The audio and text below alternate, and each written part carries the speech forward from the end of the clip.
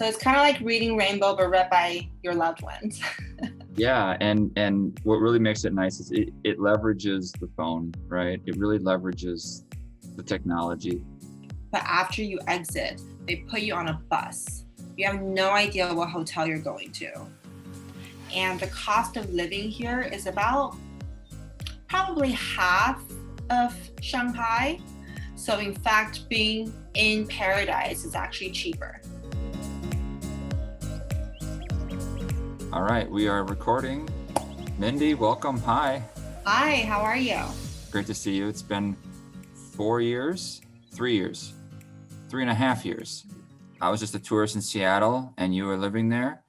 And I just struck up a conversation with you. We talked about this. Travel has such a way of bringing out people, bringing out the, just bringing yourself out, just opening up to the world and everything. And so I was quite garrulous and talkative, and I just, hey, struck up a conversation with this woman on the sidewalk on her way to do something. Yeah, I mean, you just never know where like a simple hello could lead. I think I remember I was like hauling my like natural skincare that I made at home to go sell throughout the boutique shops in Seattle. And you like offered to like help me lift a box or something. Oh, is that what it was? Yeah, I think so. And then like you hauled, and then I was like, oh, you're visiting, and I was like, what brings you to Seattle? You said you were like capturing stories, and I was like, oh, I think I have a story for you. And yeah, I think we like ended up like having a great chat and just kind of kept in touch. So a lot has changed in the last 3.5 years since we met. I ended up moving to Shanghai about 2 years ago to kind of learn about my cultural roots, because I was born in China, but I spent most of my development years abroad in the States. So when my nieces were born, I realized I wanted to teach her some of our kind of cultural roots, but I didn't even really know it myself. So I wasn't able to teach it. So for, I think, 2018, my New Year resolution was to spend 100 days in China to kind of learn about my own heritage. And when I moved back for 3 months, I like fell in love with China. I like couldn't believe like, you know, how modern China was. And I was like, this is the future. I need to move back. So I literally went back to the States, got rid of my apartment, sold everything, and ended up moving to Shanghai and lived there for the last 2 years. And actually, perfect timing, just a couple weeks ago, I decided to start my digital nomad journey, and now I'm in Bali. Yeah, when I heard that, I was just, because, you know, the context for which you discuss being in a digital nomad is on one hand, it's appropriate because it's 2020 and that's what a lot of people do, or more people do. But two, it's, you know, the year of the pandemic, and we're getting a second wave of it in the US. And my state of Minnesota just yesterday announced lockdown, or shutdowns, not lockdown, but shutdowns of no more restaurants, no more gyms. I think that also goes for bars and coffee shops. And so I was in my gym yesterday and I was talking to the owner, and, you know, people are not happy, obviously, with anything, you know, whether you think they're good or not, no one's happy about it. So to hear someone say, oh, I just went to Bali, it's like, oh my gosh. Plus, I hadn't caught up with you about your time in China yet. So yeah, I don't even really know where to start, except I guess we'll go to, because I'm curious now. So were you born in Shanghai or that area? I was born in Taiwan, so Taipei. Okay. But when I was like 3, my parents moved to Shanghai for my dad's work. So I pretty much identify as Chinese, even though if you really want to dive deep, there's like a big argument between like, is Taiwan part of China? Right. But because most of my childhood I recall being in China, so I'm definitely pro-China in that sense. Pro-China. Yeah. Now this video is going to get flagged. We could totally cut that out. But having lived there for the last 2 years, I am just so like, I'm just blown away by how that country functions. Like the way I've seen how COVID is being contained and controlled in China, Yeah. it's just incredible. Even if I were to tell my US friends about it, it's hard to like execute in any other country outside of China, truly. So in China right now, well, maybe like 2 months ago, if you were to enter China, Hmm. well, first of all, if you're able to get a visa somehow to enter China, as soon as you land, you go through immigration, right? But after you exit, they put you on a bus. You have no idea what hotel you're going to, but they just take you there. And even if you're traveling with your partner or your family, you guys are staying in separate rooms. Yeah. And that's where you'll live for 14 days. Yeah. And every morning at 6 or 7 a.m., they come knock on your door, they take your temperature, do the COVID test, they drop you off your breakfast. You have no choice what you're eating. And then around noon, you get your lunch. Around dinner, you get your dinner. So you do that for 14 days. So, I mean, it's definitely, the depends on how you look at it, but that's how it has been. And it's worked Yeah. because they have caught a lot of Yeah. people that were positive. I feel like what surprised me most, because when I first moved there, I had a lot of questions like, oh, what about free speech? What about like, security and all of these type of questions? But the answers that I keep getting from my local friends were that, well, would you rather have the government have it or a big corporation? And their sense of trust in their own government is just really impressive. And it kind of helped me look at the situation from a different angle. Yeah. I mean, granted, I don't know if I fully agree with everything, that's happening there, but at the same time, it's like at least I'm open to seeing it from their perspective. But also, granted, like I said, it was a very privileged bubble. So Yeah. take Until it. we live in a utopia, there is that trade-off. Yes. Cuba was offered. I think this is true. I didn't hear. Hmm. I don't know how someone living there told me this, and it was a guy I trust, so I'm gonna go with it. But Google offered Cuba free internet, or maybe it was Facebook. I can't remember. I think it was Google. They offered Cuba free internet. Like, we'll give your country internet, and the government turned it down, I um, can see. Yeah. because we don't want uh, to be beholden to a corporation. And now the internet there is still lousy. Uh, but that's on purpose, really. Like, they don't let really people have it in their homes and all that. It's I really. kind of do miss the days where, like, at least for me personally, where I don't rely on the internet so much. Because I feel like, imagine, like, right now, before you just have to compete with people that's like in your neighborhood or maybe in your city, for even just work. But now you're competing with people around the world. Like even for Peewee, I mean, it's great that I love it, but at the same time, I do sometimes take a step back to like pause and think. Like I'm working with illustrators from the Philippines. I'm working with illustrators from like Bosnia or the UK, just like all over the world. And it's great because it helps me kind of collect like stories from their own cultures. But then at the same time, like sometimes, especially being in Bali, there's a lot of freelancers. There's people literally sitting next to me that could do the work, but just because of certain reasons, potentially like the cost or the work ethics, Mhm. whatnot, like I'm outsourcing to someone that's Right. across the world, Yeah. which can be so beautiful, but at the same time, a little sad as well. Um. Now that's going to bring up more questions than Mhm. answers from people watching this. So let's get right into your app then.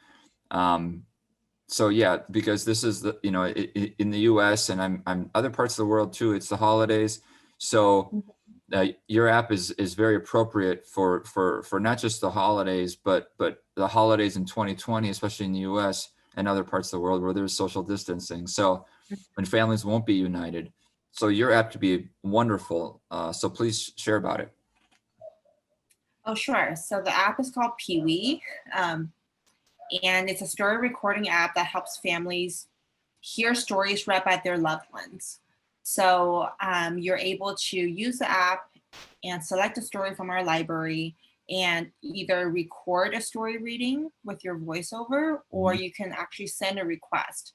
So it actually all started as like a really fun COVID project.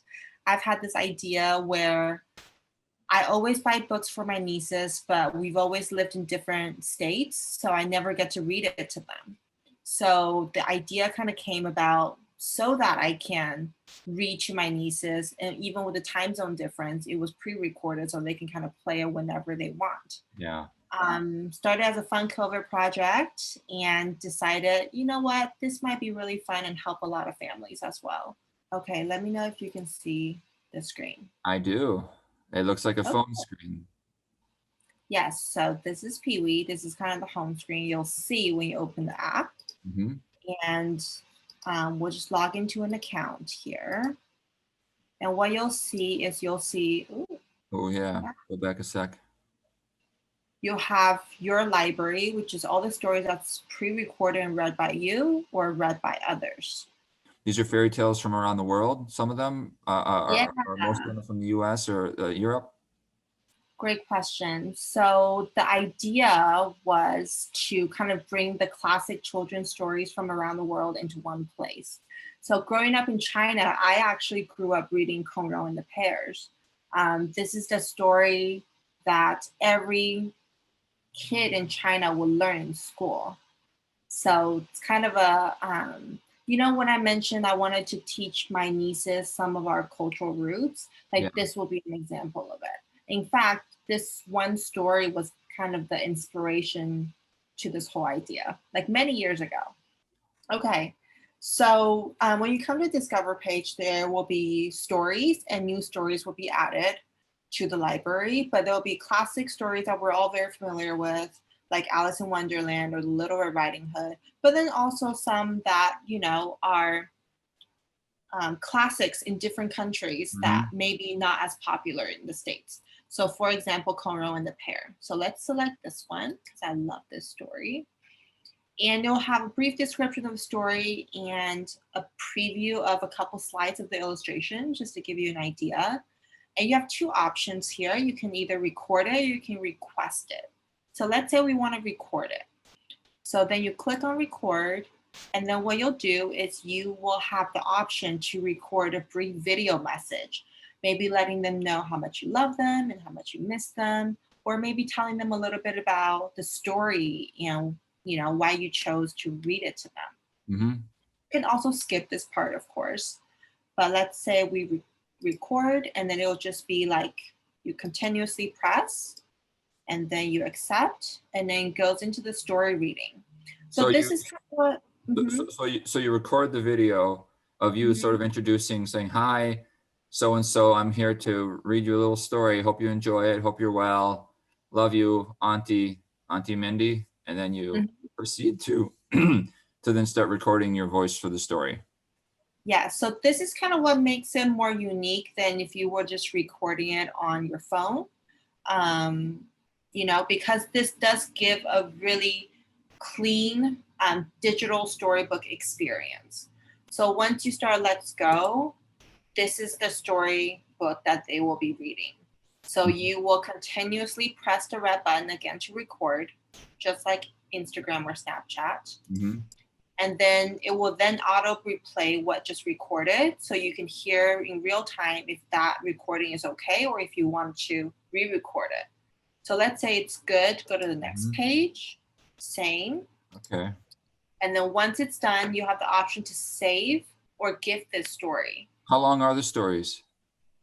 So they're generally 10 to 15 pages long, designed for like 5 to 10 minute recordings. So it's short enough for a bedtime story, but also if they want to replay it again and again, it's a great kind of length. So the target audience is between age 0 to 5. Mhm. So for kids that, want to get familiar with hearing relatives' voice that may not be, close by or they see often, but also don't want to be a foreign. Or people that gets really excited to hear voices from their grandparents or their aunts and uncles, that people they love and look up to. After you record it, you can give the story and we kind of send it via email. So you just fill out their name, their email. You can record, write a sweet message you want them to see. Mhm. And then your gift is sent, and they will be notified via email, even if they don't have the app, that someone has read them a story, and they're able to open it on the computer as well. So they don't need to download the app to see the recording. So the way we have been launching, because this is really truly started as a desire to solve a personal problem, Mhm. we're totally bootstrapping this. So Right. every Looks great extra though. feature is something else.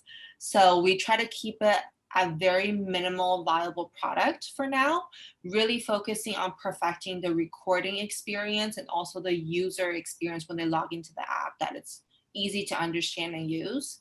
And the idea is, once we have more audience or once we have more users, there's so many things that I would love to do. I would love to make this a multi-language so that my grandmother, who may not speak English very well, can read in Mandarin, and in turn my nieces can practice hearing and reading Mandarin as Yes, well.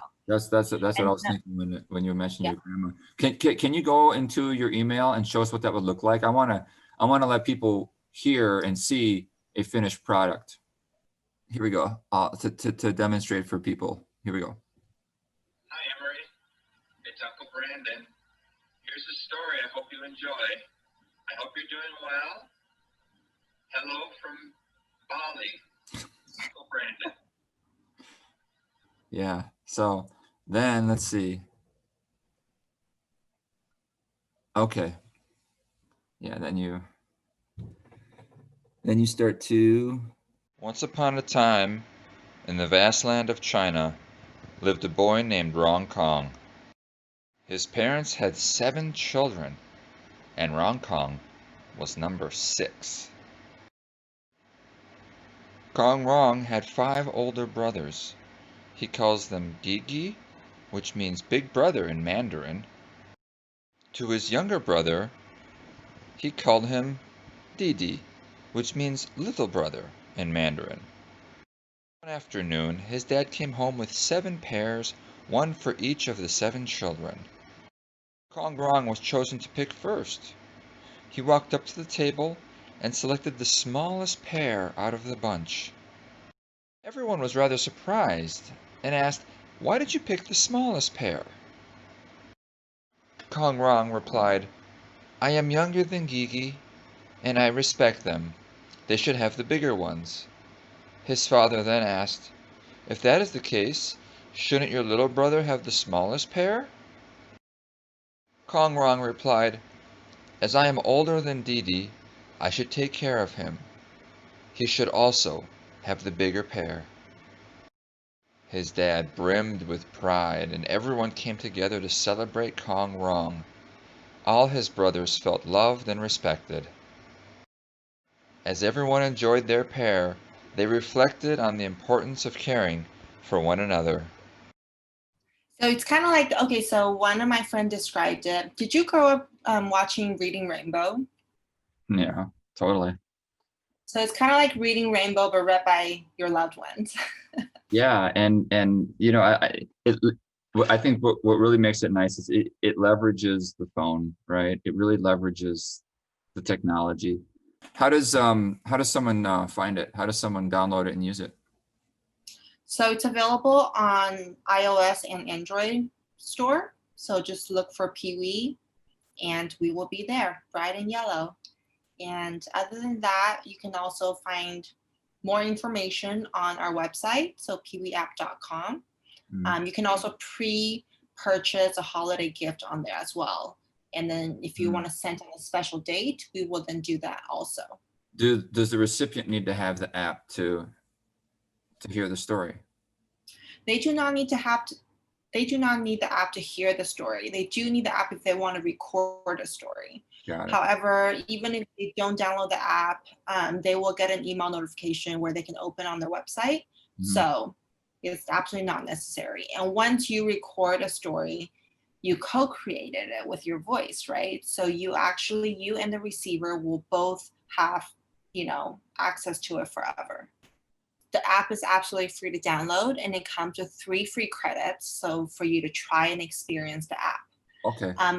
Afterwards, you have the option to pay per story or per recording, or you can actually sign up for our subscription and just have a Okay, great. subscription.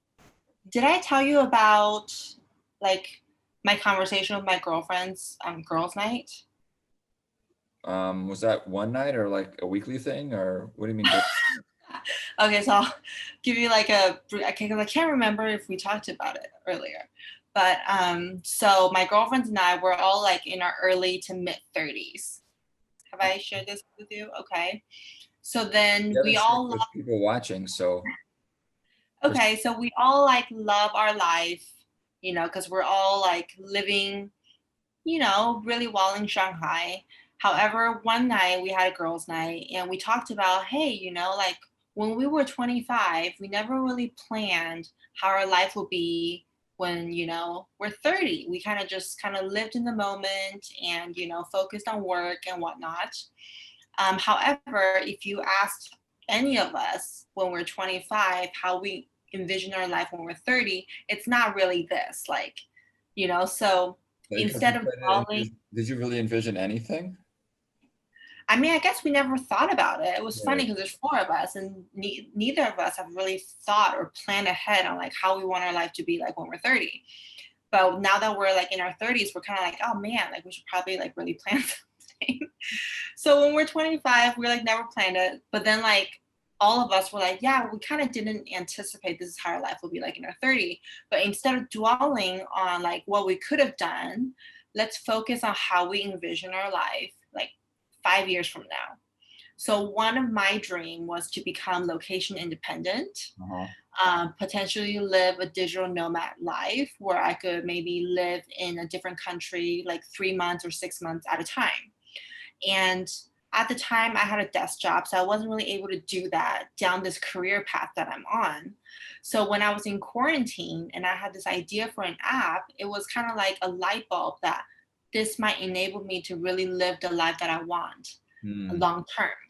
So actually, like it was no work at all. I almost feel like it was building my dream and building like my future life, like laying down the foundation that gets me there. But maybe you're just what my grandpa called a restless spirit, because now you've gone from Shanghai to Bali.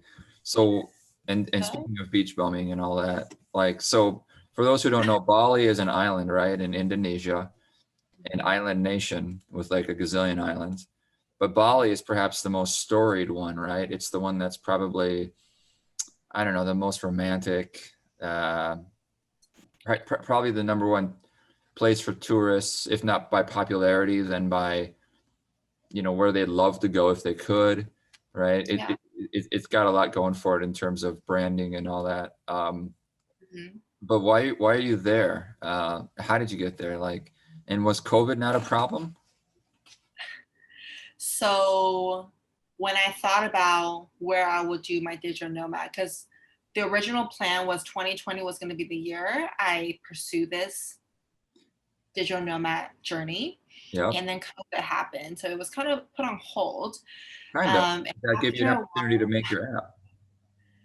Yeah. Well, the plan was as soon as the app was done, I was going to do it.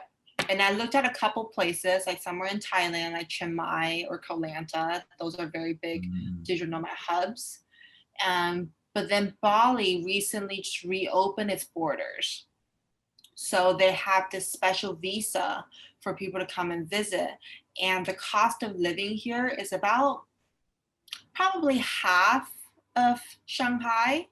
So in fact, being in paradise is actually cheaper. That's how I looked at it. There's your campaign slogan.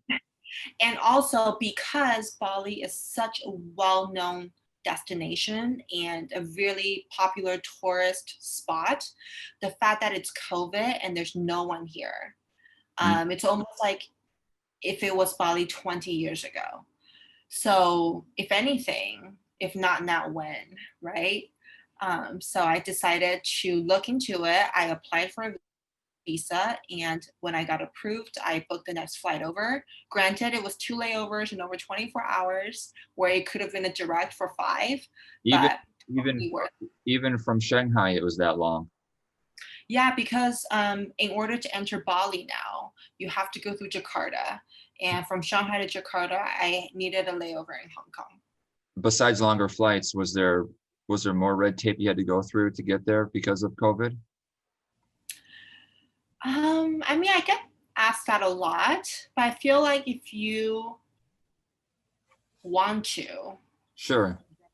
it's possible. The good thing is Bali's a place that you can really have whatever experience you want. I live in a co-living space where there's like 10 units in this little villa, and everyone is pretty much here as part of this co-living, co-working program. And there are definitely people that will go on like weekend getaways because everything is really affordable now. And the locals really appreciate it too. Like, I honestly feel really spoiled being here because there's like no one on the street, there's no traffic. Everything's really affordable right now.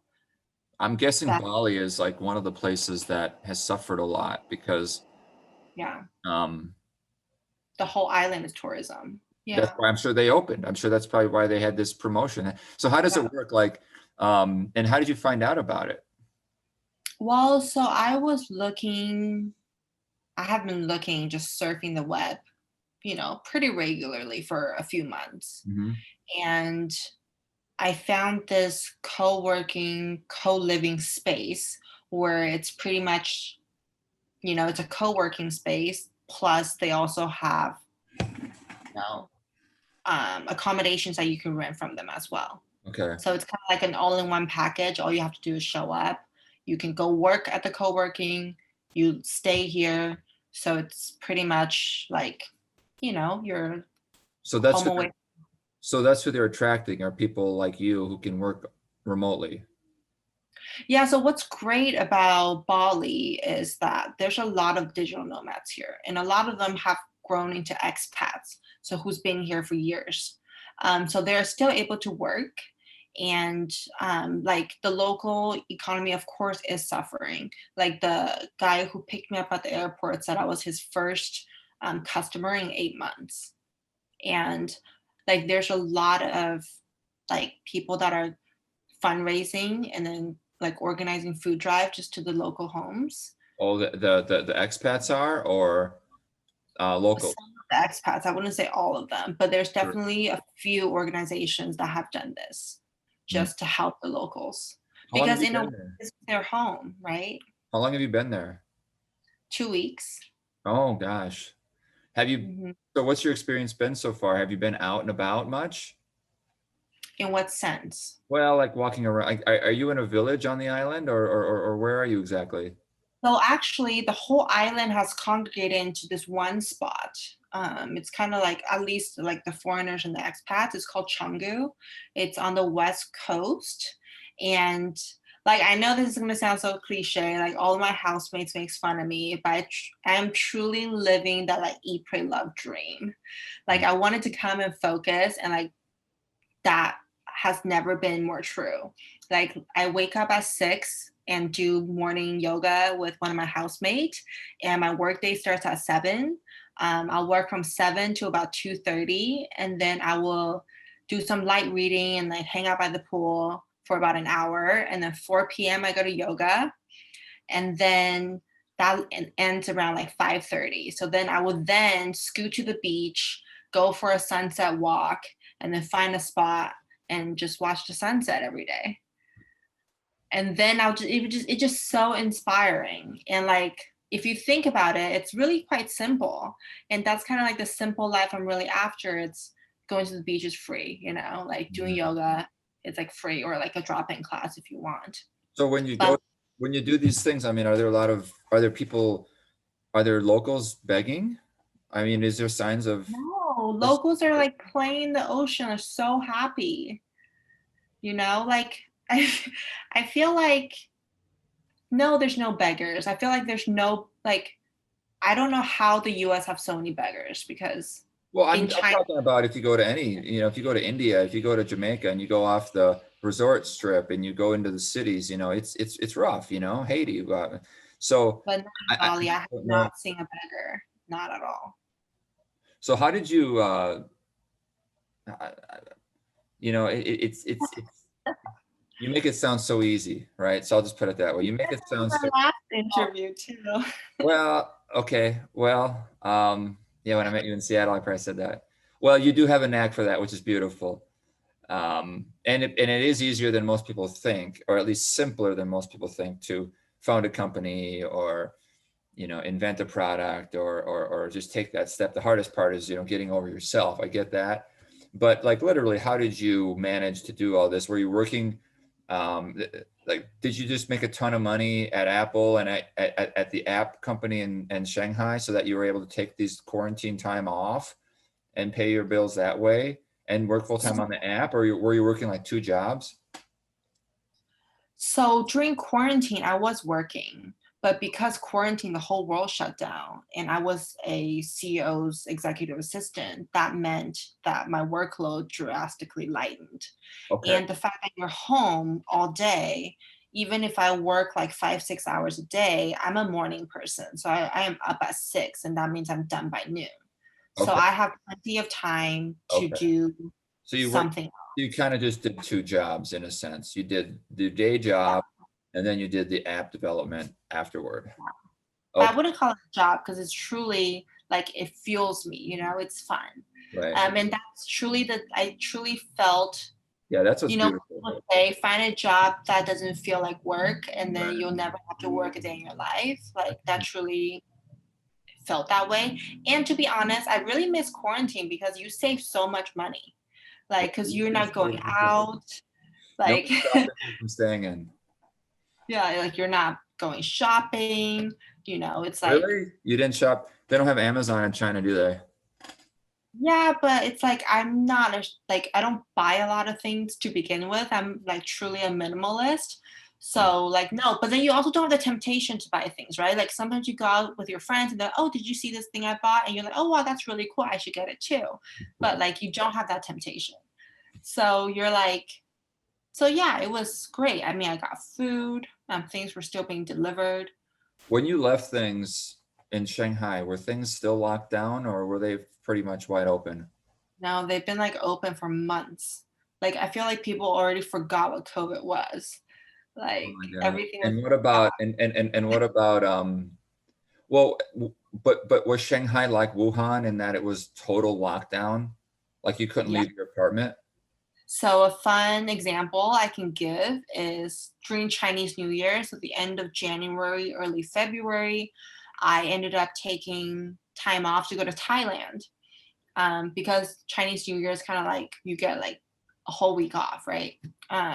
So I went to Thailand and I came back. I wasn't able to enter my community, like my little compound. Mm-hmm. Because since I've been gone, the regulations have changed. You now need a certificate to prove that you live inside, and you need to show it every time you enter or exit the compound. So because I was traveling, I didn't have a proof of the certificate. I needed to go to the police station around the corner to register. Mm-hmm. Hmm. And then with that, yeah, like the whole place was locked down. Like literally the whole streets were closed, nothing was open. And the few places that were open, you needed to take temperature, like entering and exiting. Um, when you get deliveries, it used to be able to deliver directly to your door, but now you have to walk to the gate to get it. Wow. Yeah. Wow. But to answer, And how long was yeah. it like that? So I lived that way for like 3 months, and then like everything slowly reopened, with the exception of travel, of course. Um, are you so you were born in China, moved to where's your passport? Or do you have multiple ones? So I have two. I have a Taiwan passport and I have a US passport. So you're not allowed to have multiple passports if you're a China passport holder. However, for Taiwan, you're able to have multiple. So I'm a You're dual citizen. US? You can do that, yeah. So you have two passports. Yes, I'm a dual citizen. So which one do you use when you travel? Kind of depends on where I go. That is Because nice. some places are more friendly, right? Like some places you can do landing visa that's free. Some places you need to apply. So even with Taiwan and US visa or US passport, you had to um, get a visa to go to Indonesia? So this time, yes, because of the COVID restrictions. However, before with your US passport, you can just fly here and do a landing visa. I think it's for, 30 days. Oh, one from the US can do that? US passport holders can do that. However, not during COVID. During COVID, every passport holders needs to apply. Okay, got it. And how are you able to live in Shanghai extended if you were not a Chinese citizen? That's kind of where the gray line is, because Taiwan is considered part of China. Oh, So I am considered a foreigner. I have a special visa. It's kind of like maybe Puerto Rico to the US. I think they have a special like ID, right? Okay. To prove that. Okay. They don't need like visa to stay Yeah, there. makes sense. I know. I feel like now that I'm saying out loud, I'm like really fortunate. Like my parents have done a great job laying the foundation for us. That's the goal of being a parent, making life better for your kids, right? Yeah, but although like they're not that big into me traveling, so I'm kind of curious if they're like, kind of They're kicking themselves. Why do we do it? Why do we make it so easy for her to travel? It's like they literally have given up so much for us to get like a Western education, and now I'm just like, kind of floating around in their eyes. They're probably I think a lot of people our parents' age are, perhaps confused. Well, everyone's confused these days, it seems like, um, but yeah, like the standard of get your education, it's kind of that script has changed, and this whole new script of a more fluid digital nomadic existence, as you say, that's a new thing. That's a whole new way of life. So, or at least definitely not for everyone, the way though, it's I have done to say. is new. It being able to do everything online is new. So that that's definitely a different script. But yeah, my mom's the same way. She doesn't like my travel because she worries about my safety. Oh, Yeah. that's very mother like, yeah. Yeah. Yeah, East Africa was really hard. She saw some shows on like Discovery Channel or National Geographic Channel about deadly diseases. And then she's like, there's a deadly disease in Tanzania. Oh man. Yeah, there probably is. Yeah, I know. Yeah, it's I feel like if you just see the world through media, it's really the scariest thing ever.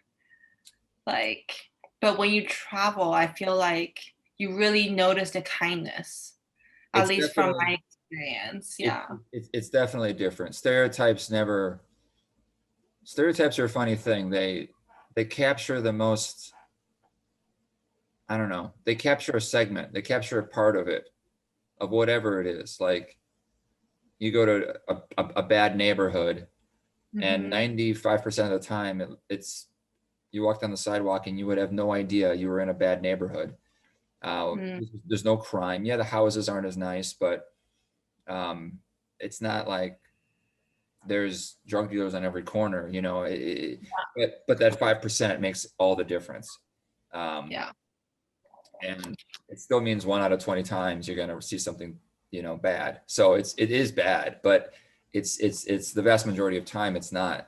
And that's kind of how I see too, like traveling to the developing countries. Yes, there's malaria and worse in Tanzania, but 99% of people go there and come back and it's not a problem. So I don't honestly, that's kind of how I see COVID now. Like, I get it. Like I've heard the stories and they're bad.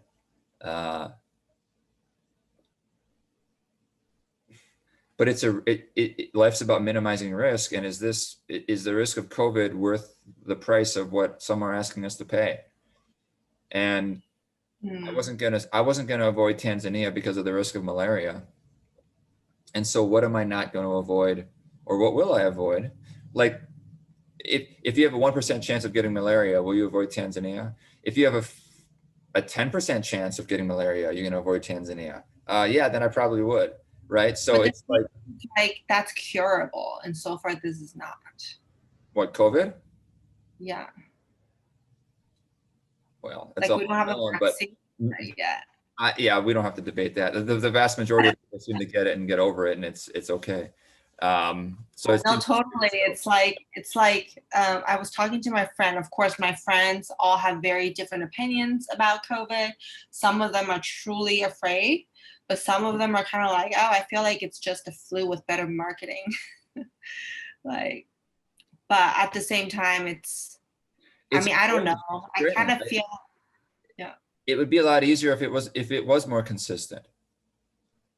Like if it was consistently mild, medium, or severe, then we would know what to do. But because it seems to affect people differently, Yeah. so much that it is sort of like Russian roulette. Only it's not. You know the game Russian roulette. Yeah. So take a 6 bullets or a 6 shooter. Put 1 bullet in there. Spin it. Shut it. Pull the trigger. I never thought I'd be doing this in this interview.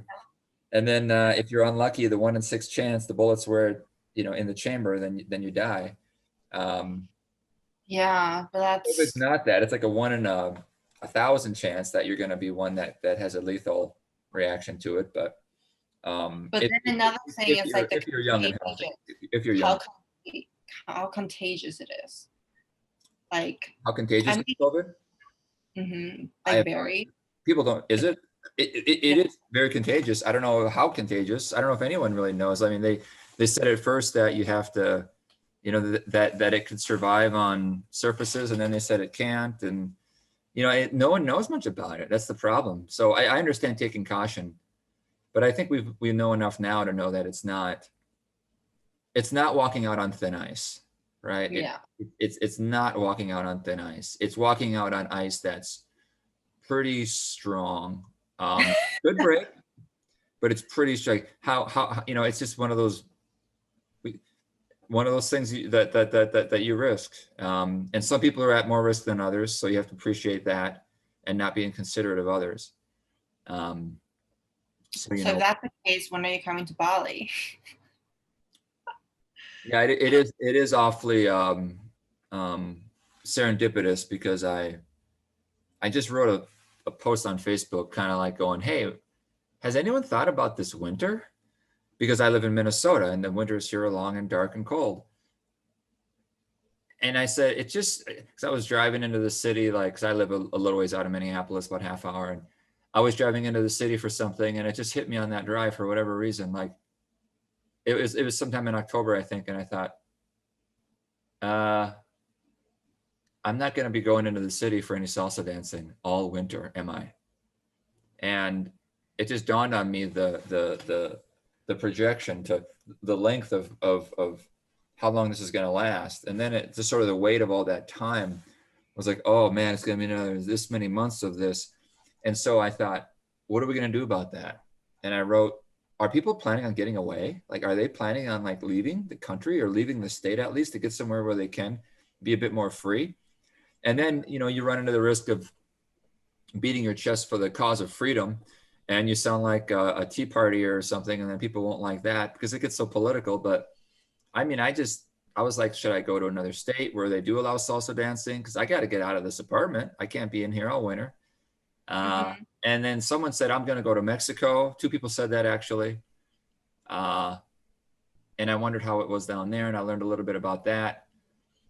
And then now I'm talking to you and you're like, come to Bali. And it is tempting. I'll look into it. I'll look into it. I think it's more like what do you want, because I feel like honestly, when I booked Bali, I didn't tell a single person. I didn't tell anyone until I fully booked and confirmed everything. And then it's more about informing them because I didn't want anyone's opinion to like change my decision. I knew this was what I really wanted to do. And but I knew that if other people didn't agree, like I would doubt it, So it's more like what kind of winter do you want? Yeah, I love how you've opened up the door to that potential. So I'm very grateful for that. Thank you. Because it has opened my mind to like, why not Bali? The thing about U.S. travelers is they usually go, not that I have to, of course, but they'll go to Costa Rica, they'll go to Mexico.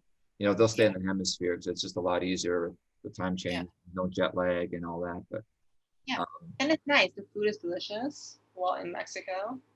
it is good. I love the Caribbean and Central America. I was in Guatemala. That was actually my first international trip, and so it'll always have a special place in my heart because you have that first experience. Yeah, I I've didn't never travel been to internationally as a Central child. America. So. No, What's that?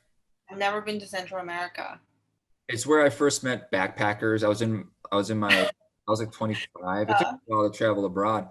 I was 25 and I met these backpackers and I'm still friends with them on Facebook, and the whole backpacking culture. I just was like, wow, this is really beautiful and fun.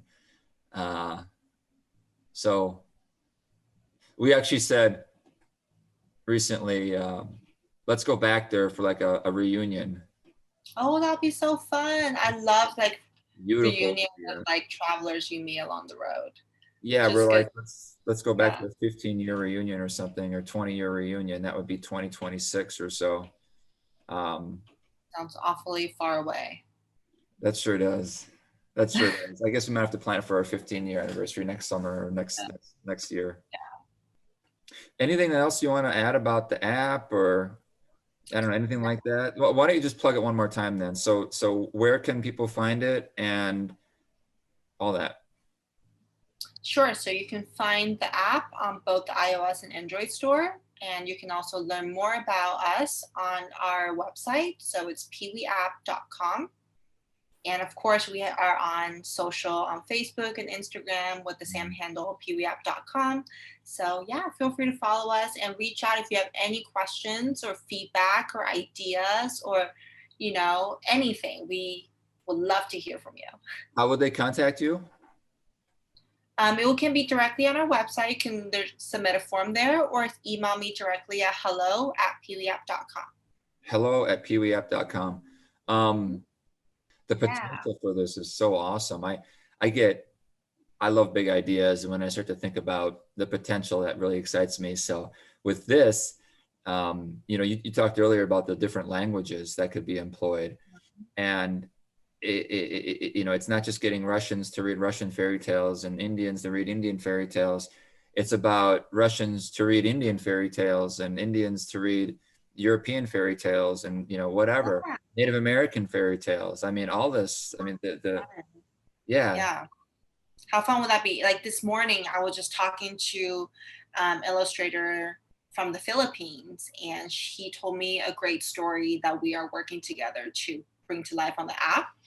And then just right before this call, I was talking to someone that connected me to this writer in Pakistan.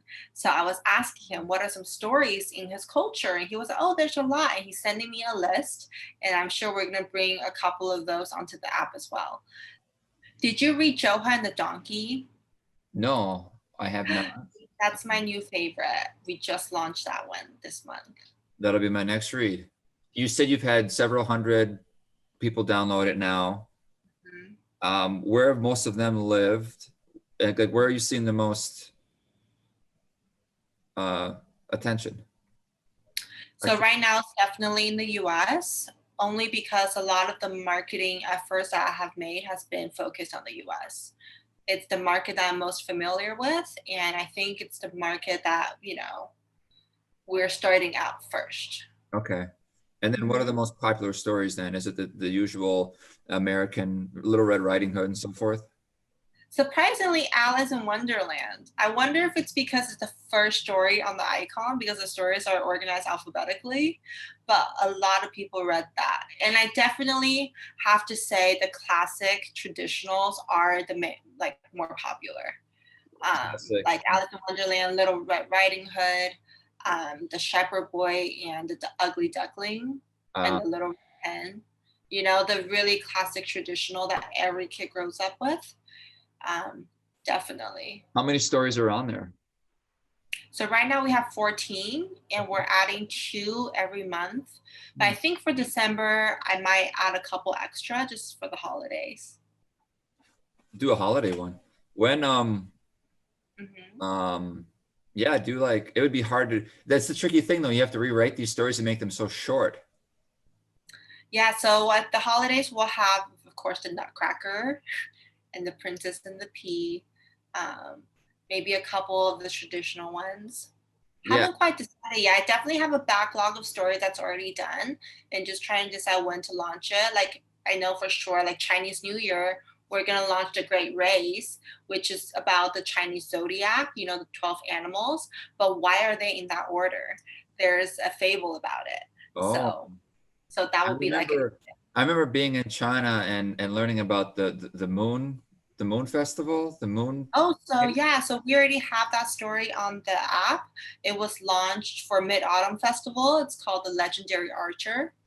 It's all about why we eat moon cakes and look at the moon during the holidays. When are you going on Shark Tank? That is my dream. Yeah. I don't know. It is my life goal to get on there before I turn 35. How much time do you have? I have 3 years. Okay, well, that's some time. Well, would this be and when you say that, like, do you mean with this product or with a product or a company? Both. Yeah. Dealing with this product because I feel like this is a really big idea and that we're only at the start of it. All right. Well, when you get chosen to go on there, you can rehearse your pitch here, and then I'll do my impression of the Shark Tank people. Yes. Here's a line that Mark Cuban likes to use. So you don't have a company, you have a product. So there's him. Here's Mr. Wonderful.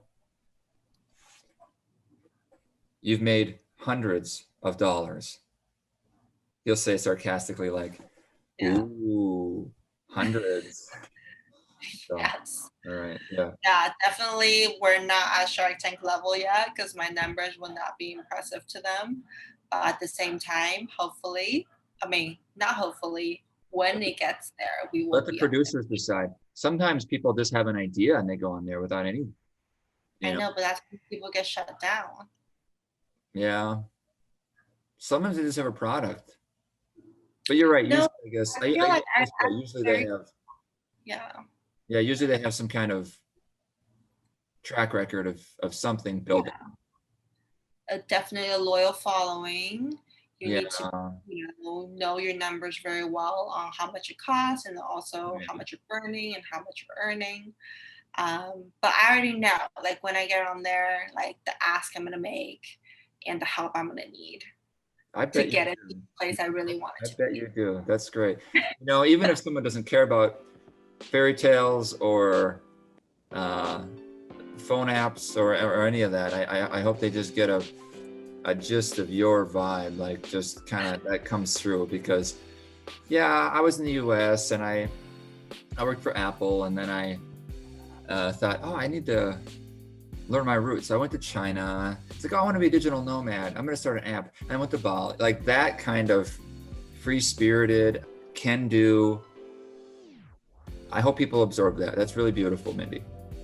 Thank you. I really appreciate that. You're welcome. Thanks for coming on and sharing your story and your product. Thank you for having me. Bye. Bye.